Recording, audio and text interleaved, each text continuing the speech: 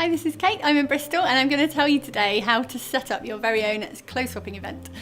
So clothes swapping is such a great way to get some new clothes and to also kind of give away your old clothes that you're maybe not wearing for whatever reason. Maybe someone gave it to you and it's not really your sort of style. But either way, it's just such a nice kind of community thing to do, to be swapping clothes. So the first thing you're going to want to do is find a venue.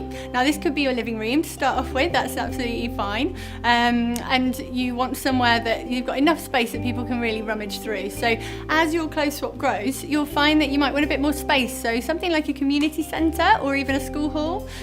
Somewhere that you can maybe set up a couple of rails and get a really nice swap going.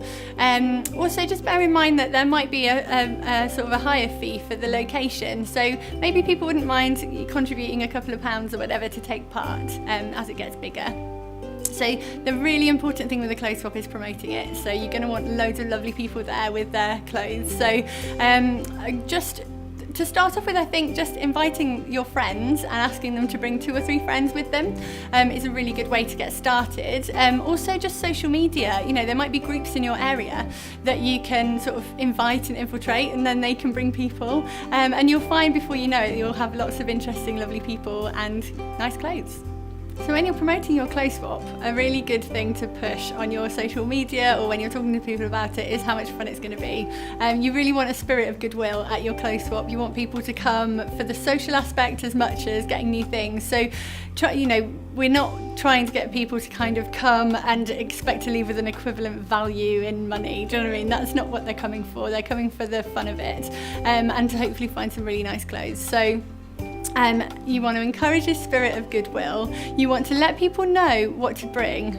So it's got to be good quality, it's got to be clean, it's got to be dry. You don't want a big pile of old stained t-shirts, then no one will come to your next swap. So as long as you've got all of those things really clear, I think when people come, if they can bring them on hangers as well, that's really useful, because then you can put them up around the room, even on a curtain rail, something like that is fine.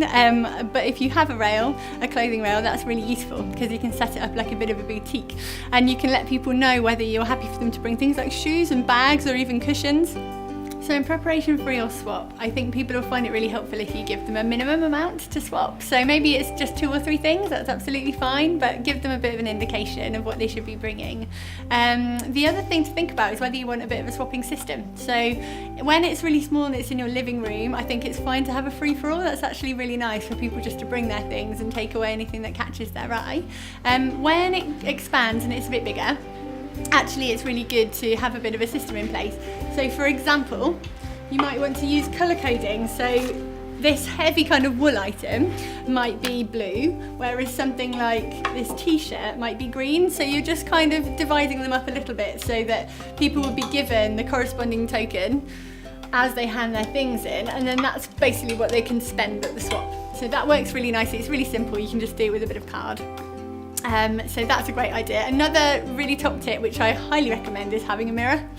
Just having a mirror at the swap will mean that people can, even if they try it on over their clothes, they can get a little idea of whether it fits, whether they like it, that kind of thing. Just eliminates the problem of people taking away things that they don't really like, which devalues the swap a little bit.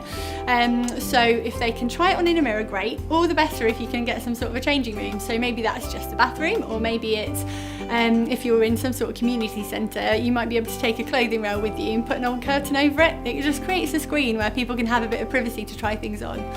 So that's another really good tip.